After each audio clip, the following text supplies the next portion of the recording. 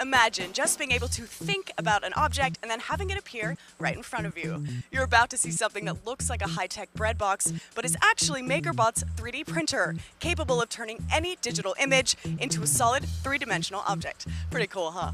I'm Marisa Christian with IB Times TV, and we're at Makerbot's store in Manhattan to see this printer in action.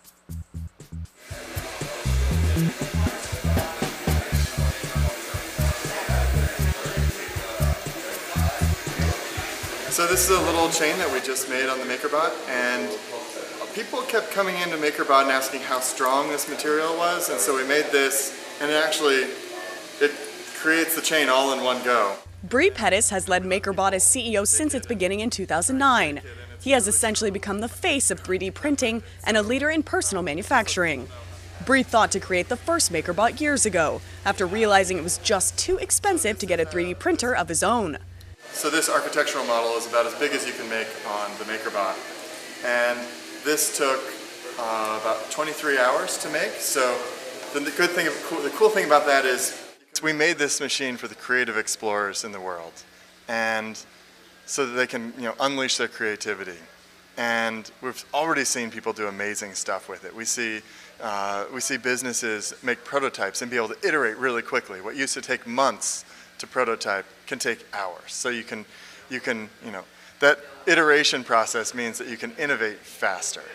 We're also seeing NASA and JPL and companies like GE get these to be able to take ideas and literally potentially put them into space.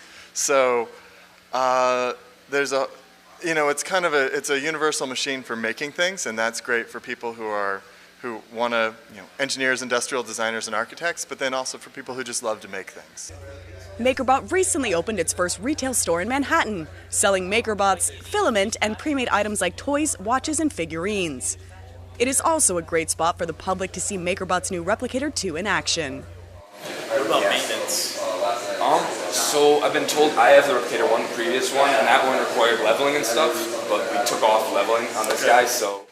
Now, you recently launched a new line. How does the Replicator 2 differ from the previous version? So the Makerbot Replicator 2 desktop 3D printer sets a new standard in 3D printing. It's got an amazing resolution of 100 micron layer resolution. The resolution of what you can make, it just feels good.